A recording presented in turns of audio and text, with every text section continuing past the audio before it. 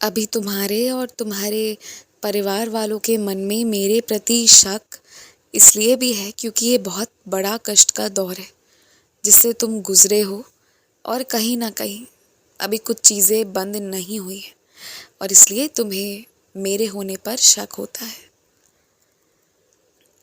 लेकिन फिर से वही कहूँगा कि सबसे खूबसूरत बात तो यही है ना कि तुम इस शक के बारे में भी मुझसे ही चर्चा कर रहे हो कि नहीं कर पा रहे हो विश्वास, नहीं रखा जा रहा और सबूरी। तो फिर जब तुम सही जगह पर आकर अपनी बातें कह रहे हो तो फिर तुम्हारी जो भी तकलीफ़ें हैं ना वो जल्दी दूर हो जाएंगी, क्योंकि जहाँ तुम्हें होकर अपनी बातें कर लेनी चाहिए तुम सच में वहाँ पर हो। और ये सिर्फ मेरे ही लिए नहीं, हर जगह ये ज़रूरी है कि जो काम जहाँ होगा उसे वहीं पर जाकर करो। किसी दूसरे के माध्यम से जाओगे तो विलंब होगा। और तुम्हें क्या लगता है जिसमें गलती सामने वाले की है तो उस पे वो तुम पर दोषारोपण करके भी क्या करेंगे। तुम्हारा काम ना हो जाएगा, पर सही जगह पर जाओ। तुम बस वही नहीं कर रहे हो, सही जगह पर नहीं जा रहे। तुम्हारे मन में अभी एक बात आई है, साहस करने की कोशिश करोगे तुम, मुझे पता है। लेकिन मैं फिर भी कहूँ, तुम्हारी समय की व्यस्तता और तुम्हारे ज़िंदगी में कई सारे ऐसे कार्य हैं जिन्हें तुम्हें करना अत्यंत आवश्यक है। तो वैसे में ये एक नई चीज़, इसे अपनी ज़िंदगी में मत लेकर आओ जिसके बारे में तुम सोच रहे हो। अभी के लिए ज़रा सा रुक जाओ। हड़बड़ाओगे तो एकदम से लड़खड़ाते हो और फिर परेशान होते हो। थोड़ा समय दो। कुछ चीज़ें छलावा नहीं थी, वो वास्तविकता थी। वो सच में वैसी हो सकती थी। वो तुम्हें बस अपना रूप दिखाने की कोशिश कर रही थी। तुम्हें करना बस ये था ना कि तुम्हें ठीक से उस चीज़ का, उस बात का परीक्षण करना था और उसके बाद ही उनके बात को मानना था। आगे से ना बहुत ध्यानपूर्वक इस बारे में सोचना। कुछ ऐसे विषय हैं जिस पर बातचीत तुम्हारी नहीं होनी चाहिए। जिन विषयों पर बातचीत नहीं होनी चाहिए जिन लोगों के साथ, अब कभी भी दोबारा मुंह मत खोलवाना। मुझे ये भी पता है कि मेरे कुछ बच्चों के मन में बहुत सी चीज़ों की इच्छाएं प्रकट हो गई हैं और वो सब अपने आसपास वालों को देखकर हुई हैं।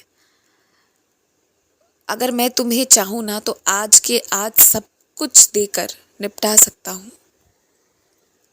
लेकिन ना मैं तुम्हें अभी 1 हफ्ते का वक्त दे रहा हूँ।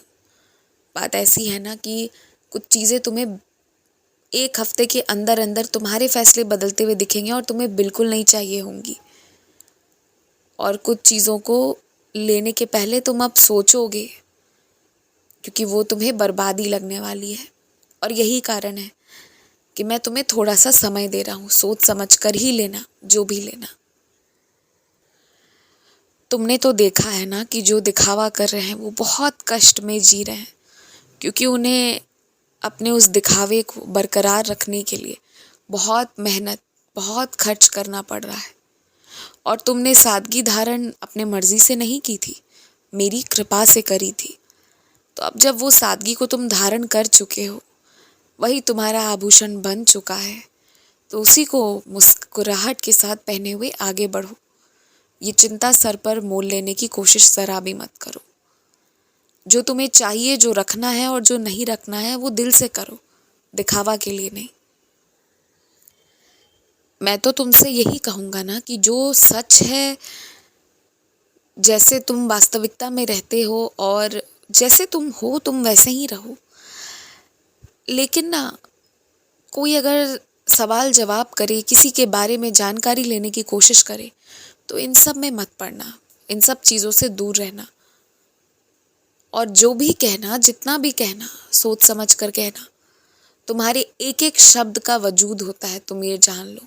बहुत लोग तुम पे बहुत विश्वास करते हैं और बहुत लोग तुमसे डरते भी हैं, और इसलिए भी तुम्हारे कहने का, तुम्हारे एक एक शब्द का बहुत भार होता है।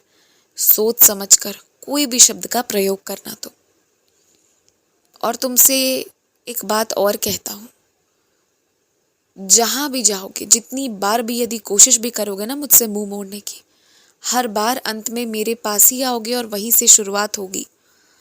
जो विश्वास डगमगा गई है उसे मजबूत करना मेरा काम है, और तुम्हारा काम सिर्फ और सिर्फ इतना है कि मुसीबत के दौर में भी मुझे याद रखना। खुश रहो, मुस्कुराते रहो।